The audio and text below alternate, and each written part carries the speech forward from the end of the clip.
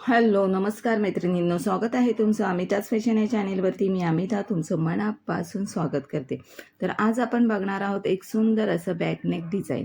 तर चला आता आपण व्हिडिओला सुरुवात करूया. तर इथे बघा, मी अस्तर घेतलेलं आहे कटिंग करून बॅक साईड, आणि याची पूर्ण उंची घेतलेली आहे 14.5.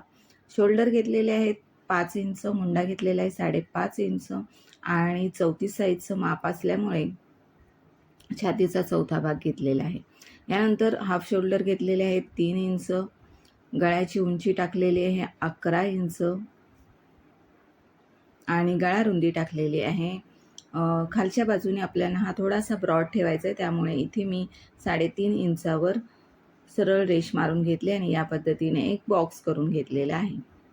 आता या बॉक्समध्ये आपल्याला गळ्याचा शेप द्यायचा आहे, तर इथे मी गळ्याचा शेप देऊन घेते.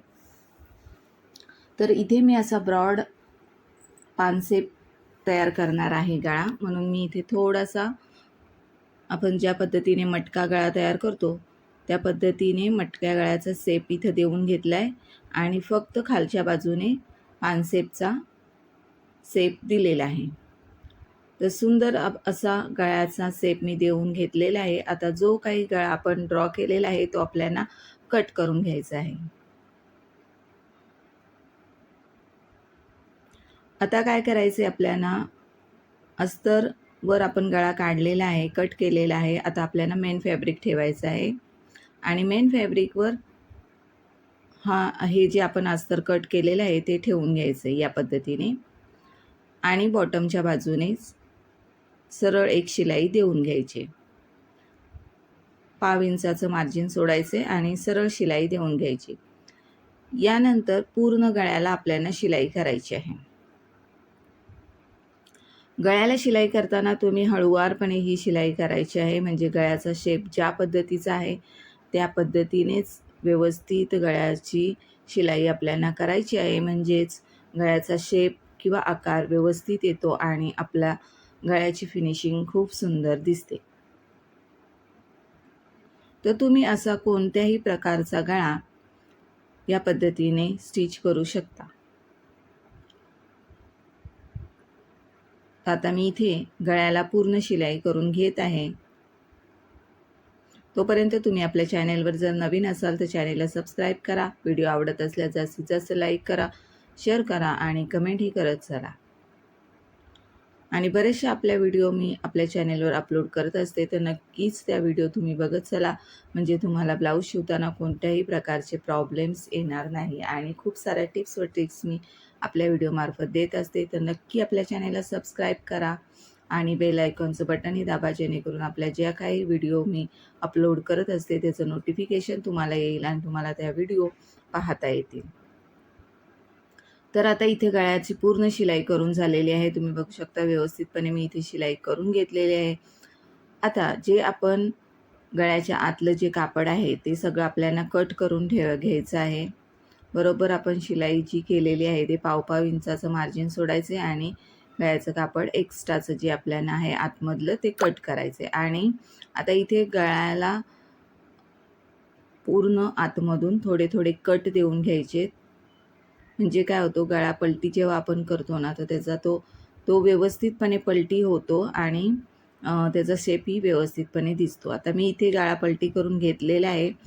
गळा पलटी करून घेतल्यानंतर आपल्याला एक दाब शिलाई द्यायची आहे बॉटमच्या बाजूने.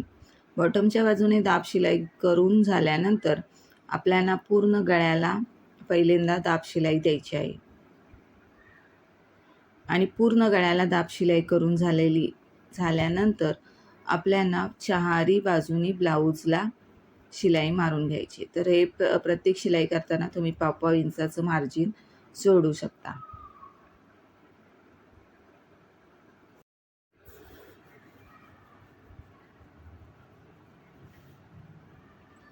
आता इथे पूर्ण शिलाई करून झाल्यानंतर आपल्याला जे एक्स्ट्राचं फॅब्रिक राहिलेलं असतं चारी बाजूने ब्लाऊज जेव्हा आपण पूर्ण जॉईंट करतो तेव्हा एक्स्ट्राचं जे मेन फॅब्रिक राहिलेलं असतं ते सगळं आपल्याला कट करून घ्यायचं आहे. तर हे अस्तर जे आपण कट करतो ना त्यामुळे आपल्या ब्लाऊजची फिनिशिंग खूप सुंदर येते. तर फिनिशिंगसाठी ही टिप्स खूपच उपयुक्त आहे. का आपण जेव्हा शिलाई करतो तेव्हा जे काही एक्स्ट्राचं फॅब्रिक असतं, जो काही कचरा असतो तो आपल्याला सगळा कट करून घ्यायचा आहे. तर इथे मी जसं पद्धतीने कट करते त्या पद्धतीने तुम्ही कट करून घ्यायचं.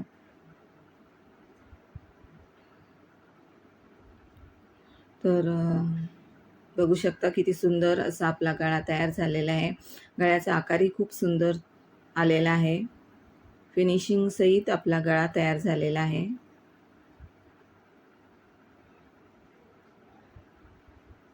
आता आपल्याला गळ्यांना एक लेस लावून घ्यायची, म्हणजे लेस लावल्यामुळे काय होईल की या ब्लाऊजचा लूक अजून सुंदर दिसणार आहे. तर ब्लाऊजला ज्या पद्धतीने त्यावर वर्क आहे त्या पद्धतीचा लेसचा मी वापर इथे केलेला आहे. इथे थोडीशी गोल्डन कलरची लेस मी वापरलेली आहे. गोल्डनही म्हणता येणार नाही, थोडंसं असं फिक्कट गोल्ड कलर आहे हा. तर ज्या पद्धतीने त्यावर वर्क होता, ज्या कलरचा होता त्या कलरच्या वर्कची मी लेसचा वापर इथे केलेला आहे, म्हणजे बरोबर ब्लाऊजला तो मॅचिंग झालेली आहे लेस. या पद्धतीने आपण लेस लावून घ्यायची. आता इथे जिथे आपला पानसेपचा कोना येतोय तिथे लेस लावताना थोडीशी काळजी घ्यायची. एक बारीक चुनी घालायची आहे तिथे, म्हणजे तिथे आपला आकार गळ्याचा व्यवस्थित दिसून येतो.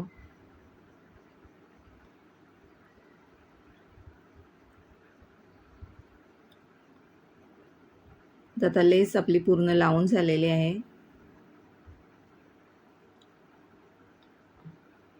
बघू शकता लूक तुम्ही ब्लाऊजचा खूप सुंदर असा तयार झालेला आहे.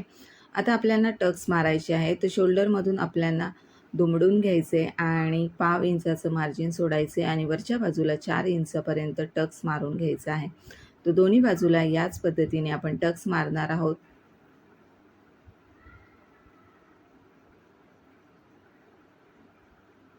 यानंतर कस्टमरला याच ब्लाऊजला नाडी लावून पाहिजे होती, म्हणून मग मी इथे गोल्डन कलरची नाडी आणि याच कपड्याचे लटकन तयार करून ब्लाऊजला लावणार आहे.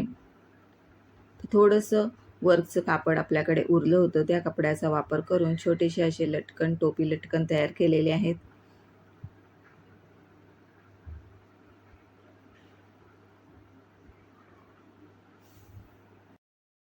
आता हे आपले लटकन तयार करून झालेले आहेत. दोरीला मी लावून घेतलेले आहेत आणि दोन्ही बाजूने शोल्डरपासून 3.5 इंच किंवा 3 इंचावर तुम्ही मार्जिन सोडायचं आणि दोन्ही बाजूने आपल्याला हे लटकन लावून घ्यायचे आहेत.